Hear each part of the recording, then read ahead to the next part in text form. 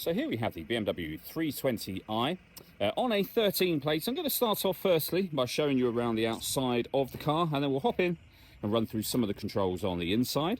From the outside, you can see it's a four-door car with alloy wheels and tinted windows.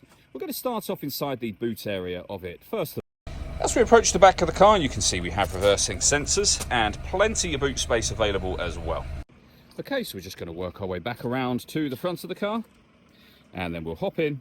And as I mentioned, we'll run through some controls from there. Now that we've done a full circle of it though, you can see it's in lovely condition, particularly for its age, the whole way round. Just briefly before we climb in, I think it's well worth seeing the interior from this exterior point of view. There's plenty to run through on the dashboard, so let's hop in and we'll do that now. Okay, now that we're inside the car, we're going to start with the dials. On the left-hand side, we have the fuel gauge, then the speedometer, rev counter, and coolant temperature gauge. In the centre, you can see the total mass of the car there, 75,378. You can change the information displayed above that by pressing the button on the end of the indicator stalk. Just behind the stalk, that's the button that starts and stops the engine. You can turn off your stop and start for the car as well. This vehicle is designed to cut out when it's stationary in traffic, which in turn will save you fuel. That system is off when that light shows.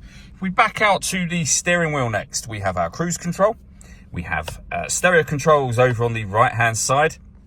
And then into the center, the main screen for the car. So firstly, the movement that you can see me making on the screen at the moment is being done using the iDrive system, which is essentially this dial. The buttons that surround it will take you into certain menus. So for example, the main menu, which is the one that we're on at the moment. That's where you can listen to your own music firstly. So you can see we have USB and auxiliary input. We've also got a CD player, so plenty of ways to listen to your own music. We do, of course, have the radio as well.